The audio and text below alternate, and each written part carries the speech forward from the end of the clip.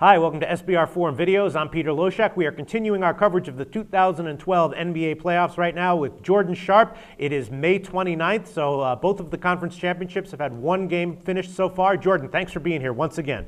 Always a pleasure, Pete. All right, let's get right into it. I guess let's start with the OKC game and the Spurs. You know, the first game, the Spurs, once again, they were down, looking like they were about to take a loss. You know, you go do something else, come back, final score, the Spurs won. What's your take on how the first game went down? That was absolutely an incredible fourth quarter by the San Antonio Spurs. They scored 39 points, and I think it was a combination of the Spurs offense and the Oklahoma City defense that helped that fourth quarter.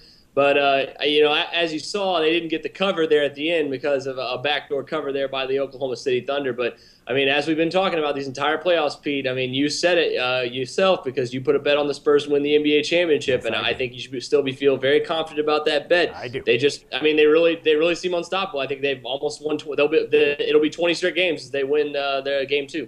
All right, so let's game 3, right? Now on Heritage, game 3, Heritage has an opening line, Oklahoma City -3 at home. Total's the same at 201. What's your take on that line? I guarantee you that line is going to get bet down at Heritage by the Spurs, especially if they win game 2. Yeah, I mean, I will say that that's just one of Heritage's patented super early opening lines. So even when the rest of the books come out, when the market settles its line, it might not be OKC -3, and certainly by close it might be different. They have a chance. I mean, they are a very good home team. And they score a lot better when they're at home, and their defense improves by 2 or 3 points as well when at home. So they stuck with the Spurs with the exception of that fourth quarter there in game 1. So I could see it when they get back and get that home crowd into it. I think definitely they should be laying points in that situation. All right, and then let's move on to the Miami-Boston series. Now, you know, game 1 was fixed for Miami. The refs gave it to them, and that's great. That's their prerogative as referees to give the game to whichever team they see fit. Yeah, you're exactly right.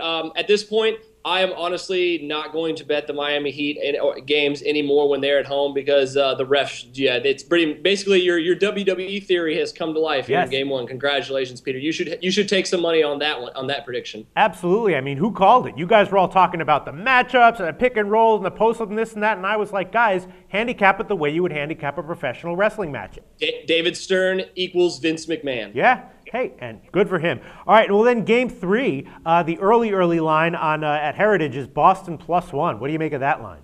I knew that line would be very close to even, and I'm really tempted here to take points with the Celtics. I might tease it up a bit, but I mean there's no way that they can come out and play that bad again and get that many calls. Absolutely, and for games 3 and 4, it's just hard to believe that the refs will allow a sweep by Miami. So I think that if you take Boston on the money line in both of those games, you're probably going to win one, maybe both. All right, thanks so much once again, Jordan, and we will talk to you again next week.